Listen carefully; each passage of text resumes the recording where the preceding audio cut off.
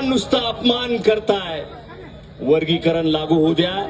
या महाराष्ट्रामध्ये सगळ्यात जास्त कलेक्टर हे मातंग समाजाचे या महाराष्ट्रामध्ये असतील। याच्यासाठी आमचा हा लढा आहे।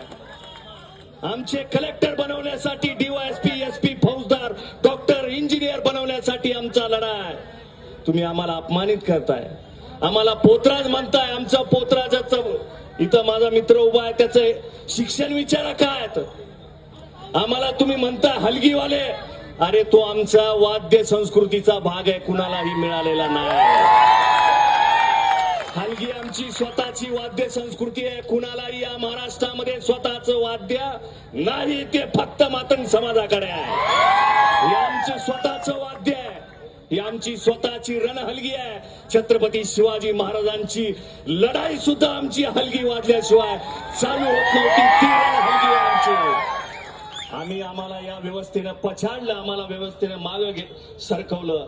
बाबासाहेब आंबेडकरांनी आम्हाला न्याय दिलेला आहे आणि त्या बाबासाहेब आंबेडकरांचे अनंत आमच्यावर उपकार आहे आणि त्या उपकाराची परतफेड करण्यासाठी वर्गीकरण लागू झालंच पाहिजे, याच्यासाठी हा लढा आहे। आणि या लढ्याला वेगळ्या मार्गाने नेण्याचा प्रयत्न वारंवार होतोय। चिखलफेक केली जाते, त्यांच्याकडे लक्ष द्यायचं नाही, त्यांना उत्तर द्यायचं। आपलं एकच टार्गेट आहे, वर्गीकरण। इकडं तिकडं बघायचं नाही, बिलकुल कुणाला उत्तर देत बसायचं नाही। फक्त वर्गीकरण लागू होईपर्यंत आपल्याला ही लढाई लढायची, लक्षात ठेवा।